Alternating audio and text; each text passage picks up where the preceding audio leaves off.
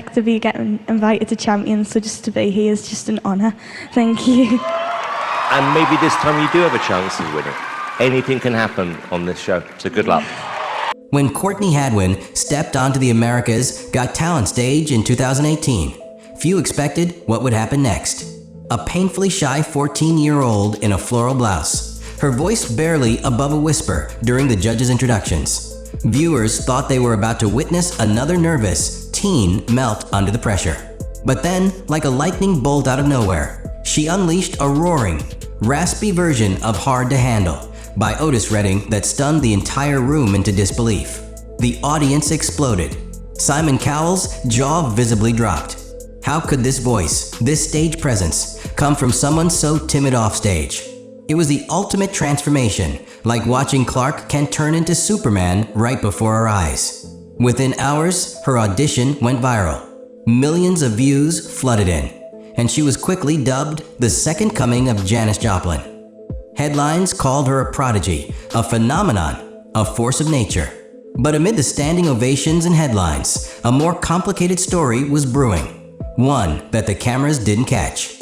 Because while the world was celebrating her overnight fame, behind the scenes, a silent pressure was beginning to mount.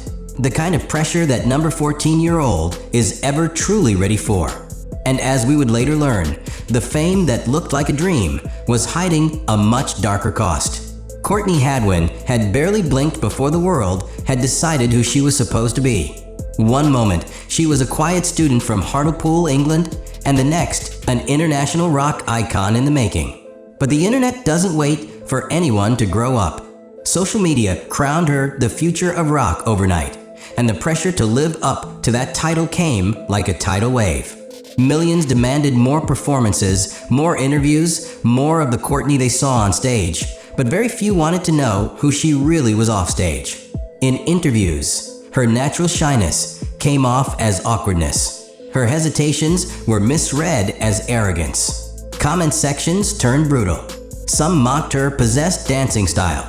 Others accused her of faking her stage persona.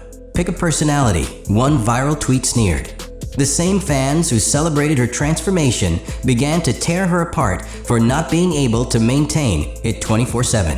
And behind that iconic growl was a teenager who just wanted to make music, not fight a war of public perception.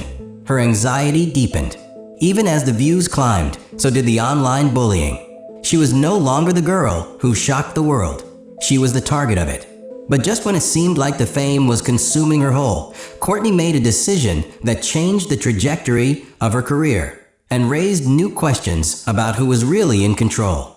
In the wake of her explosive AGT fame, it seemed like Courtney Hadwin was on the verge of global superstardom. So when the news broke that she had signed a record deal with Simon Cowell's Psycho Entertainment and Arista Records, the headlines once again lit up. For fans, it was the moment they'd been waiting for. Finally, the promise of an album, a tour, a full-blown rock revival led by a teenage powerhouse. But instead of launching into the stratosphere, Courtney seemed to vanish. Months passed, then years. No album, no hit singles, just silence. Behind that silence, rumors began to swirl. Some insiders claimed the label didn't know how to market her. Others whispered that she clashed with executives who wanted to mold her into a radio-friendly pop act, far from the gritty, vintage soul she loved. While the world waited, Courtney was locked in what many believe was a creative tug-of-war. She reportedly pushed for artistic control, wanting to write her own songs and craft her own sound. But in an industry obsessed with image, being a teenage girl with a Janis Joplin voice didn't fit neatly into any category. Fans started to question, had she been shelved? Was she being silenced by the very machine that once celebrated her? The applause had faded, and in its place, a chilling silence. But Courtney wasn't done yet. And when she finally broke that silence, she didn't just sing. She revealed something far more powerful. For years, Courtney Hadwin's silence was louder than any note she'd ever sung. And when she finally spoke, it wasn't with a scream. It was with a whisper that hit harder than any stadium anthem.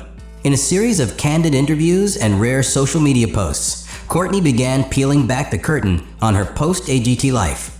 She admitted that behind the roaring crowds and flashing lights, She had been silently battling anxiety, depression, and a sense of losing herself.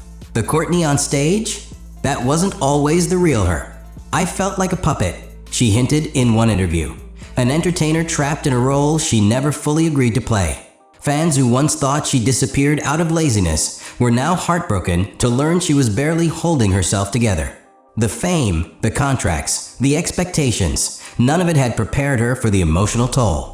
And as if the pressure of stardom wasn't enough, she was also dealing with the cruel reality of growing up in the public eye. Every awkward moment, every missed note, every blink of hesitation became viral content. Her mental health spiraled. At one point, rumors even suggested she was considering walking away from music entirely. But even in those dark moments, Courtney held on to one thing: her voice. Not the one the world expected, but the one she had hidden all along. And in 2023, she finally used it in a way that no one saw coming. In 2023, Courtney Hadwin resurfaced, not through a viral performance or another talent show appearance, but with something far more personal. Her single Spellbound dropped quietly, almost without warning, and immediately sent a wave of electricity through her loyal fan base. But this wasn't the Courtney the world remembered from AGT. Gone was the over-the-top stage persona. In its place stood a young woman channeling raw emotion, haunting lyrics, and a stripped-back, intimate sound that left fans stunned. The song, laced with eerie harmonies and soul-bearing confessions, felt like a coded message to anyone who had ever doubted her. Lines about feeling trapped, silenced, and misunderstood were hard to ignore, and harder not to connect with her past struggles. The tone was darker, the delivery intensely vulnerable. And unlike the polished spectacle expected by mainstream pop, Spellbound was unmistakably hers. Critics called it brilliantly raw, a glimpse of the artist she had always wanted to be. Fans flooded comment sections with messages like, "She's finally free," and "This is the real Courtney." But while the single offered hope for a new chapter, it also raised more questions. There was no tour, no album announcement, no major label push, just the music and silence. Once again, Courtney had vanished into the shadows after bearing her soul. Was this the beginning of her artistic rebirth or her final farewell? As the echoes of Spellbound faded, so did Courtney Hadwin again. Fans who expected a follow-up EP, a live performance, or even a behind-the-scenes vlog were left with silence. No interviews, no press tour, just the occasional cryptic Instagram story and long, unexplained absences. The music industry, once eager to crown her the next big thing, now seemed to look the other way. And with that vacuum came a flood of speculation. Was she quietly dropped by her label? Did she step away willingly? Was her mental health still a factor? Online forums lit up with theories. Some believed she was secretly working on a masterpiece. Others claimed she had retreated from the spotlight for good, exhausted by the emotional toll of early fame. There were whispers of legal battles, disagreements with management, even unconfirmed talk of her rejecting industry deals to preserve her independence. Meanwhile, TikTok clips of her AGT audition kept resurfacing, ironically making her more viral now than when she was actively promoting music. But for every new fan discovering her past, there was the same haunting question: why isn't she everywhere right now? And more urgently, is she okay? In a world obsessed with instant success and constant updates, Courtney Hadwin had become the ghost of a superstar, a name wrapped in mystery, her silence louder than a sold-out arena. But even now, one question refuses to fade. Where is she? And will she ever return? So where is Courtney Hadwin today? That question has become a quiet obsession for fans, critics, and even talent scouts who once saw her as the future of alternative rock. As of 2025, her public presence is faint, like a fading radio signal from a distant station. She occasionally posts photos to Instagram, often without captions, leaving followers to decode the mood in a single glance. A quiet smile here, a cryptic lyric there.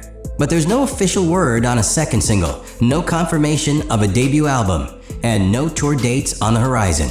Industry insiders remain tight-lipped. Some say she's still writing, privately honing her sound away from the noise. Others suggest she's burned out, rebuilding her mental health far from the pressures of social media and public opinion. What's certain is this: Courtney isn't chasing fame the way most viral stars do. She's not plugging merch, gaming TikTok, or launching a podcast like so many of her peers. She's somewhere else. And perhaps, for the first time, that's exactly where she wants to be. While the world debates her disappearance, Courtney might be crafting something real, on her own terms. But the mystery of her silence still lingers like a haunting chorus. Is this the calm before a thunderous return, or the final curtain on a voice the world wasn't ready to protect?